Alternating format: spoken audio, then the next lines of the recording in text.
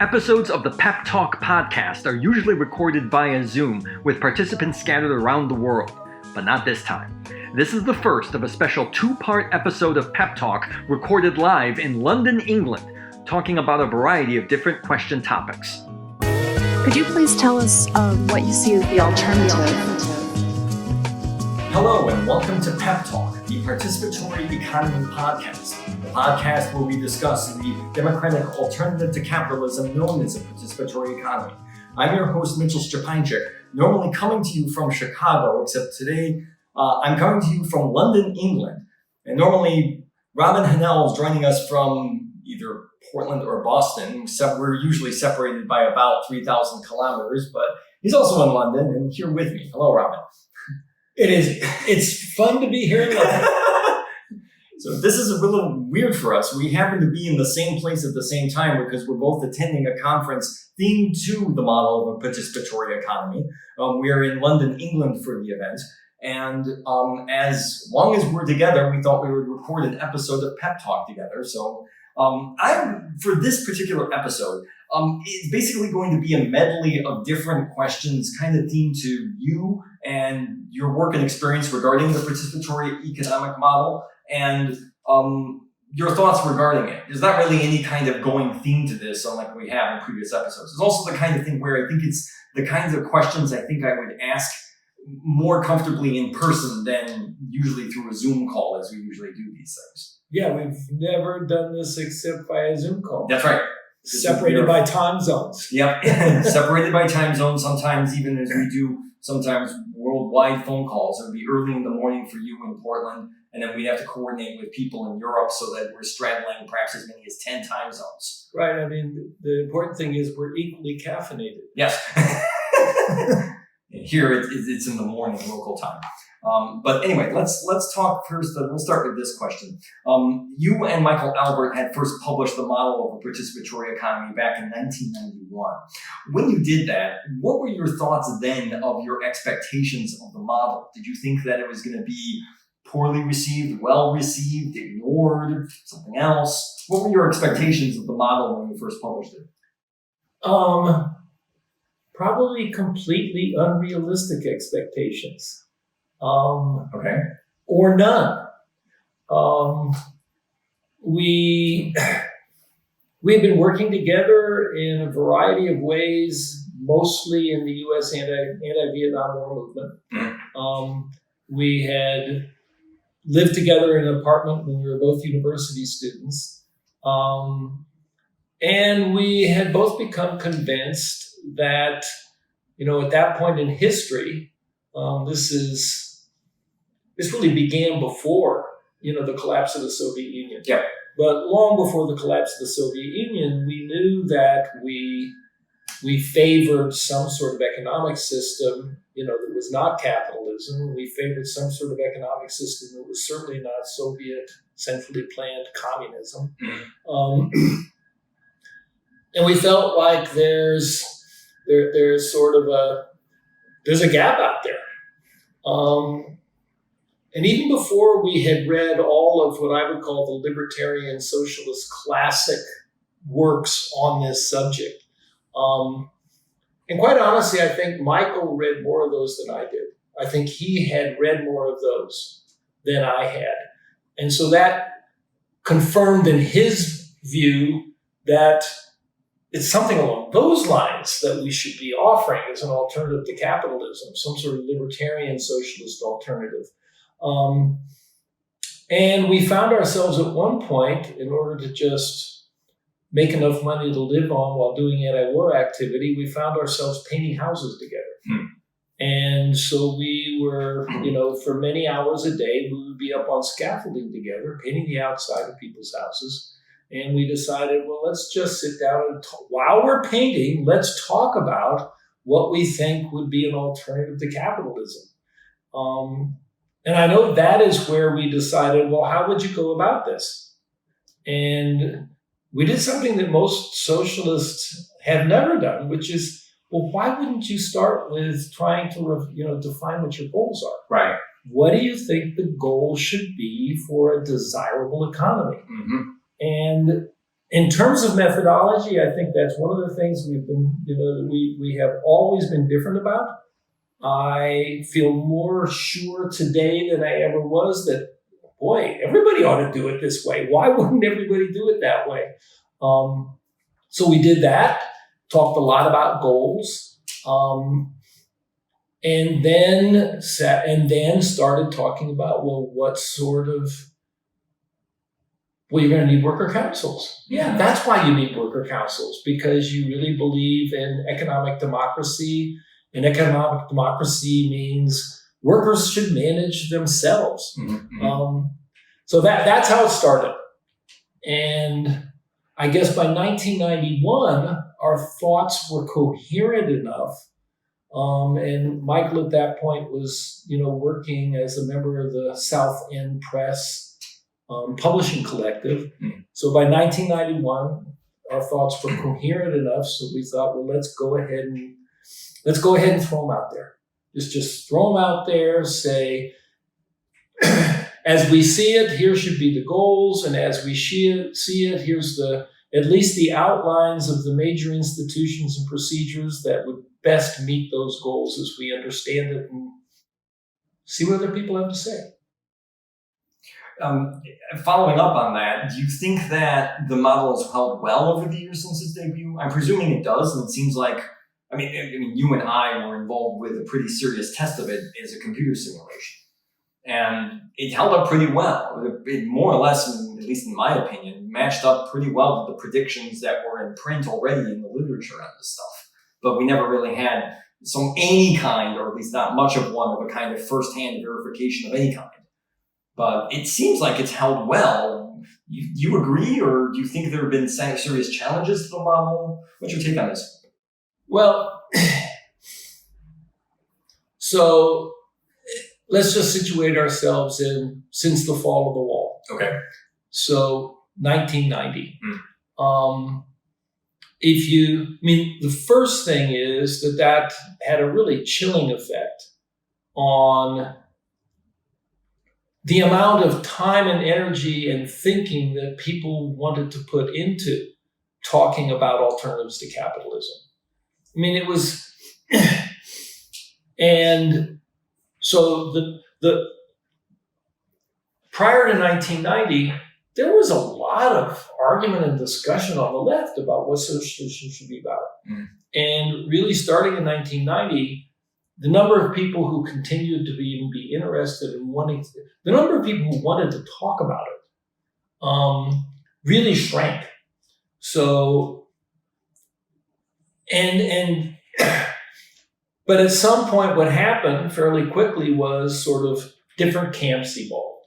So the majority of people, the left response, majority left response worldwide to the collapse of the centrally planned economies was to say, oh, well, but we want some sort of market socialism. That, those clunky authoritarian planning procedures, that's the problem, on top of totalitarian, authoritarian Communist Party political system. But central planning is also not the answer. And, maybe Marx didn't think so, but then he didn't have the experience of living through the centrally planned economies.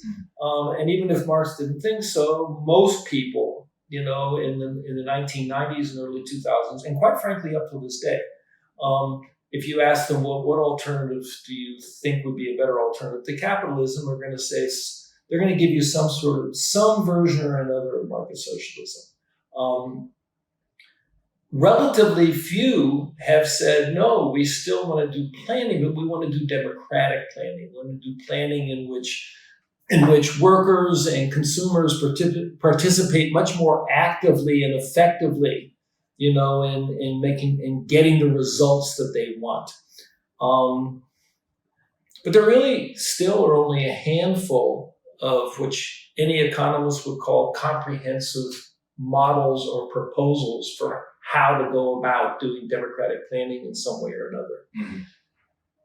So where we fit in that, we were always in the minority because we did not favor a version of market socialism. We thought, no, markets are a big part of the problem. And I continue to certainly think that to this day, that more and more, it seems to me that the evidence suggests more and more clearly, and has over time, that market systems are incompatible with all sorts of things that we want. And also, they're not inevitable. They're not just like, you just have to accept it. You have to accept it and then try and mitigate the damages. So we've always been, and to this day remain, in a smaller group of people thinking about alternatives to capitalism that are talking about some way of doing democratic planning. And in that community, that's still a community. That's a community where the number of coherent sort of full models and proposals is relatively few. There is a lot of talk that's not that formulated. It's sort of ideas about it, but certainly not coherent systems. And in that milieu, I think what's happened very, very slowly over the past 2 decades is that our proposal has increased the amount of interest in our proposal among those proposals has actually increased over the past 20 years, which I feel, personally very gratified about. But more importantly, I think our model is, the many of the features of our model are really better than the features of some other proposals. And I'm just happy that they seem to be getting attention. One quick follow-up from one of the points you had raised about that before the fall of the wall, that market socialism was kind of like, oh, this is what we're in support now. Was there a lot of support for market socialism before the wall? I'm guessing not. Where did it stand? Prior to the fall of the wall, there were plenty of people on the left who had become disenamored, of centrally planned socialism or centrally planned economies. And the amount of opposition basically sort of grew rather slowly.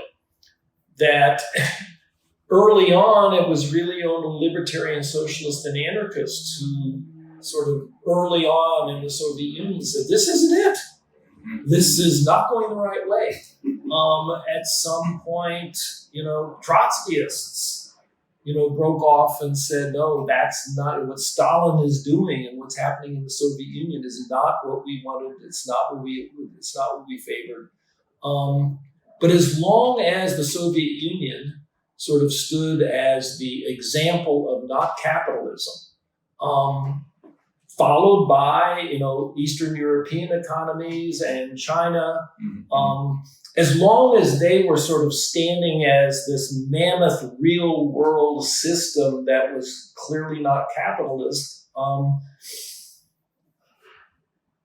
those who objected on the left and said, no, that really isn't what we want. We don't want to follow that route. We're in a minority. We're in a minority in the international left.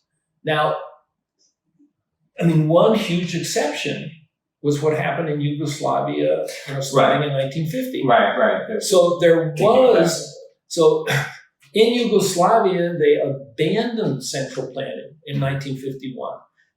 And the people who did that did it for many of the reasons that critics have been, the minority of critics on the left had been, had been criticizing central planning.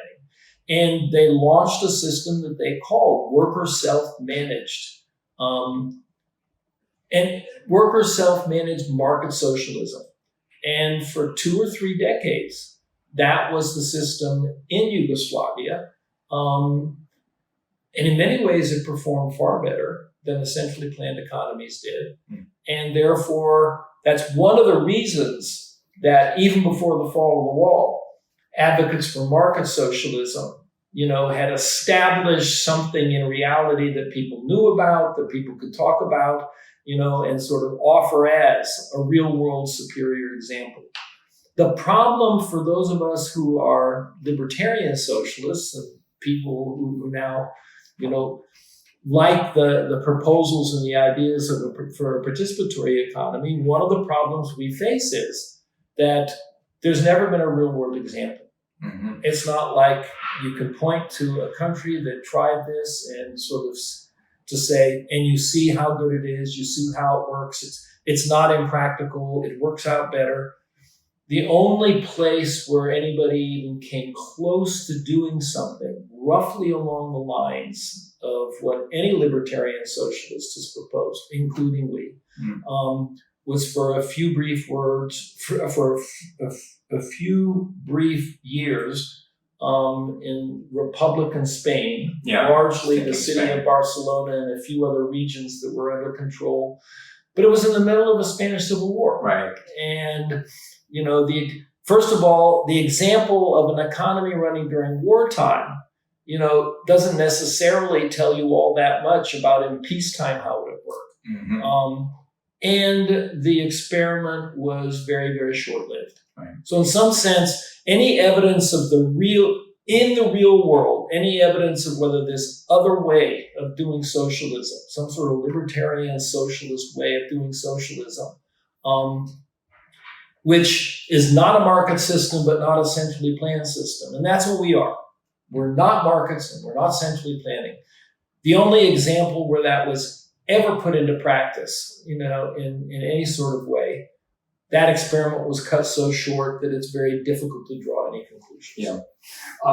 And that kind of leads me to my next question about, we've been talking about the past and kind of transitioning about where it's been in the last 20 years, but also now to the future and trying to find or create or hope that some kind of positive example might emerge or can be crafted in some way. And that can take a while. I mean, it may just be the kind of thing where we advocates of the model may just keep doing what they do now in the hopes that at some point in the maybe near future, maybe distant future, the opportunity arises to actually put this into practice. And that's what's kind of, I guess, a little unfortunate about this. Like, it would be nice to be able to see this, or at least like we've got a model here and making strides regarding trying to test it, trying to advocate for it, trying to improve gaps in particulars regarding its real world implementation. But yet, to actually implement it, we may have to wait decades, we may have to wait centuries, we may have to wait longer until the opportunity arises, and that's kind of depressing. Your thoughts whenever this thought regarding its longer term prospects or hopes? I mean, really long term, like maybe centuries from now. Who knows? What do you think? I mean, one of the things, I'm more optimistic than I was 10 years ago about whether or not our kinds of proposals are starting to receive, and probably will in the relatively near future, receive even more interest and attention. Mm-hmm. So in that sense, I'm sort of optimistic that the debate, the discussion about what is a desirable alternative to capitalism, that our proposals and ideas, I think, have borne out to be amongst the wisest, and are being seen as, by more and more people, are being seen as worthy of consideration. Yeah, I want to read about that. I want to hear about that. I want to hear why you're saying that this particular way of doing it rather than that way of doing it would be better. I've thought for quite a while that in order for the socialist project, broadly speaking, to advance, that it's movements come to power in various countries at various points in time for various reasons. And when the people who lead those movements find themselves in a situation where, well, you now have a mandate to reorganize the economy, exactly what are you going to go about doing? Right. That one of the things that I am firmly convinced of is, when people find themselves in that situation, you can't start thinking from scratch. That decisions have to be made to set this thing, to start doing something this way or that way. And the quality of the pre-thinking about what you do and don't want to do, and what you want to set up and start to set up and what you don't, that is absolutely critical. And so several times over the past 20 years, governments have found themselves in that situation. And my hope has always been that when they consider all the alternatives, that they might consider at least parts of our alternative as something that they want to go with rather than something else. And I mean, once I went down and consulted in Cuba, because periodically in Cuba, the Cuban leadership decides that they are not altogether satisfied with their system, their economic system. And quite frankly, they have an economic system to this day that is the system that Soviet advisors helped them set up in 1961. Right. And I've never run into a Cuban communist who ever spoke with great deal of enthusiasm over their economic system. So they periodically go through a process of reconsidering. And I got invited down there 1991 to sort of talk with people in the planning ministry and over at in the economics department at the University of Havana about some things they might want to change. But of course, that's exactly when Cuba was about to go through this terrible period where all of their trading partners disappeared. Right. And they went through what they called the special period where their GDP dropped by almost 50% and they had serious, in Venezuela, when Chavez came to power, he did not want to. He told Fidel Castro, I know this because I have heard it on good authority. He told Fidel Castro, we admire tremendously how Cuba has stood up to the United States, in the Western Hemisphere for all these decades. Little isolated Cuba. But we really don't want to imitate your economic system. We are looking for something very different. And they did a bunch of things that I thought were very, very promising. And they invited people in from around the world to sort of make suggestions and give them advice about things. They created tons of workers' co-ops. They created tons of communal councils. Well, if you think of our proposal, that's a lot of the way our proposal works. And I got invited down there, there to sort of work and advise and consult on how they might go about doing things that way, a different way. Now, I mean, the short version is, well, where did that go? And the answer is essentially, the Chavista socialist revolution basically has come to a halt and is under serious international pressure, and they're in sort of a total crisis situation and have been for going on a decade now. We have people that we know and who know us who work with the people in Rojava. And in Rojava, they're actually trying to implement something that they have taken from Murray Bookchin's writings. The anarchist thinker. Right, from the 19th century, I think. So Murray Bookchin also has an alternative to capitalism model. Right. It's called libertarian municipalism. And the leadership in the Rojava movement read that, saw that, liked it, and went through a huge conversion process from very traditional, centrally planned thinking in terms of what they thought their goal would be. And they made a huge shift, just as the Yugoslavs did. They made a huge shift in what they thought they wanted to do. But they, of course, are now under incredibly difficult circumstances trying to do that. And we know people who are very familiar with the participatory economy model, who are part of the international network of leftists trying to aid, and provide aid and any sort of practical aid that's possible, to the very interesting, exciting, and hopeful experiment that's going on over Java. But the point of all this is, it's an idea that's waiting for a chance to see. And each possible chance where something along these lines might have actually been tried and therefore tested so you could see how it works out.